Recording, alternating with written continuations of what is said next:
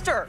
This quickly led to speculation that the Patriots could trade for Jimmy G, but in the latest mock draft on USA Today, the Patriots end up landing Mac Jones with the 15th pick. Shannon, who did the Patriots end up with at quarterback here? Skip, Kyle Shanahan said, y'all not going to undervalue me. I tell y'all, there's a chance we'll see what's going to happen. And then people, they know, like, hold on, you really want to trade him. So we can't give you the value that you're wanting because we know you want to get up off him. So Kyle says, hey, I can't promise you anything. I can't promise you we're going to be here on Sunday, let alone Jimmy G being on our roster. So I know what Kyle is trying to do because Kyle is like his dad. He going to play coy, go hold his cards close to the vest. Skip, as much as I want to say, if I'm Kyle, I probably move Jimmy G back to New England, give him basically the same kind of deal that they gave me to get him. But I think all that's contingent. If they take Mac Jones, Skip, I believe they'll move Jimmy G. But if they don't, I believe Jimmy G stays, and he'll start part of the season until Trey Lance or whomever. You believe it'll be Trey Lance until he's ready to play. But we know they're tired of Jimmy G. There's a reason why, and they both said it. I talked, Kyle Shanahan and John Lynch says we sat down and we felt that we need to get better at that position. If you thought you were good at that position, you would not have moved up from 12 to 3, giving up 2 first-round picks, 22 and 23, if you thought you were solid at that position. It lets me know they're not solid at their position, and they're ready to move on from Jimmy G sooner rather than later. But at the right price, Skip, they don't want to just give him away. They don't want to outright cut him because they realize he has some value, just not the value that they need to get to a Super Bowl again. So for me, I'm going to say they take Mac Jones and they move Jimmy G. Okay. And will he move to Foxborough, back to Foxborough?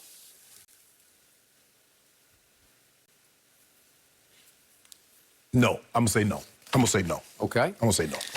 All right. I'm going to say a big yes to that, and I'm going to say no on the idea of doing it because it'll be a bad idea for Belichick. But I believe that in the end, by the way, on that line that Kyle delivered, he had rehearsed that line about none of us are guaranteed how it goes. We'll be alive on Sunday, which is true. That's, I got it. But he was basically telling you Jimmy G will no longer be a 49er by next Sunday after the draft is over.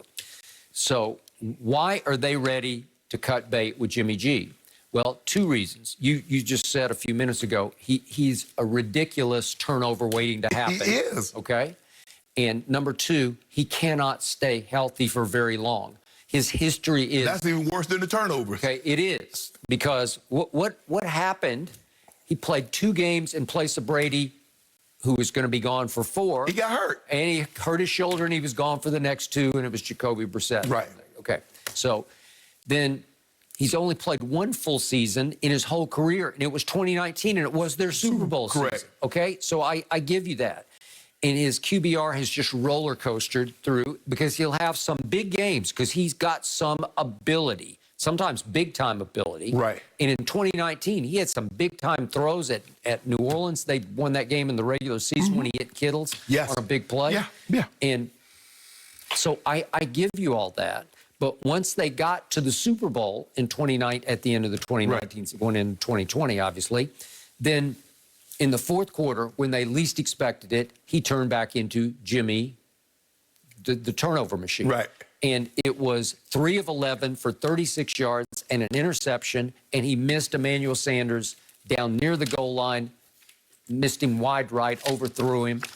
And it's everything you don't want in a quarterback to the point they just said, okay, that's enough of him. Skip, is that the thing that happened with Jimmy G is that we looked at the championship game and we saw what they did to Green Bay. But when you run the ball for 300 yards and Jimmy G only has to throw 2 passes, you're like, oh, my God, look what... But in the playoffs, the further along you go, a team is going to say, you know what? We're going to take away what you do really well. And we're going to make you beat us with your auxiliary. So 49ers, Kansas City says, we're not going to let you run the football. We're not going to let you run the football, and we're going to put the ball in Jimmy G's hand. And Kyle Shanahan being around his dad, and his dad knows you're going to have to throw the football at some point in time in a meaningful ball game. Yep. To win. Sometimes, Skip, it might not be a touchdown. It might be for a first down. It might be for a key throw, but you're going to have to make it. And he had an opportunity. As bad as he played the second half, Skip, all would have been forgotten if he hits Emmanuel Sanders in stride. Yep. And he, 3 for 11? Probably wins the game, although Mahomes would have had the ball back with a minute and something. Right. A minute and a half, I think. Skip, you can't go 3 for 11 in a game like that. Well, you're up 10 points? You're up 10. Yep. And the defense gave you 2 turnovers, one late in the third and one early in the fourth. Yep. You were up 20-10 midway through the fourth quarter of the Super Bowl. Yes. So any score might a field goal might end that. Yeah. So Kyle Shanahan has been a part of being up 28-3 in a Super Bowl as the offensive coordinator in Atlanta and 20-10 up mid-fourth quarter as the head coach of the 49ers, and he lost both of them. Yep. It's got to just tear his and his father's guts out. Yes. Right? Yes. So this is what I think about Bill Belichick. He decided in 2017 that he had found the next Tom Brady. He did. And he snatched him in the second round of the draft. And he decided then that I am going with him in 2018 until Robert Kraft interfered. You say that Tommy went upstairs to Daddy. He did. Or went to the mansion and knocked on the door or whatever.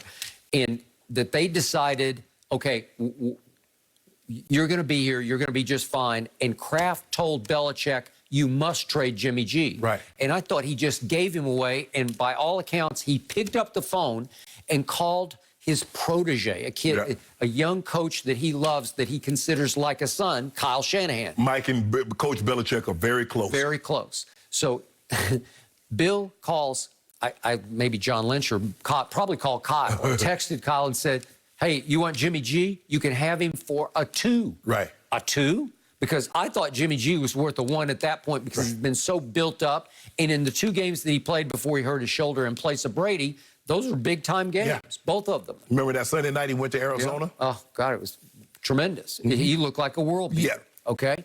So the point is that Bill Belichick committed in his heart to Jimmy G, and he wants to now prove to everyone he was right about Jimmy G. I thought he committed to Jared Stidham, who was his next Brady, diamond in the rough pick. Last year, started calling him Stiddy. Yeah. And then he gave up on him fairly quickly, and it feels like he's completely out of the picture now. Right. So to me, what's going to happen in the draft is Belichick will wait to see who falls to him at 15, if anybody does that he wants at 15. Right. I don't know what his temperature is for Mac Jones or Justin Fields or Trey Lance. Right. I don't know. Right. But if he doesn't like what's there, and there have been multiple reports that he's more interested in trading back than trading up. Right. So he might just wait and see what happens or doesn't happen. And then in the second round, he's sitting at number 46, and that would be the similar kind of pick that he took back from San Francisco. So if he calls them and they say, okay, we'll do this. We'll give you Jimmy G for that too, for number 46. It would be even Steven on the trade-off, and Jimmy G would go back to Foxborough. And I believe Bill Belichick wants to show the world that he could and would have won with Jimmy G starting in 2017. And I think he will be dead wrong about that. Skip, but also, if you remember the article, it said that Coach Belichick called a few teams and asked the Giants. He called a few teams, put some feelers out there. For him. For him, right. Not for Jimmy G. Right, for him. Yes. Because what?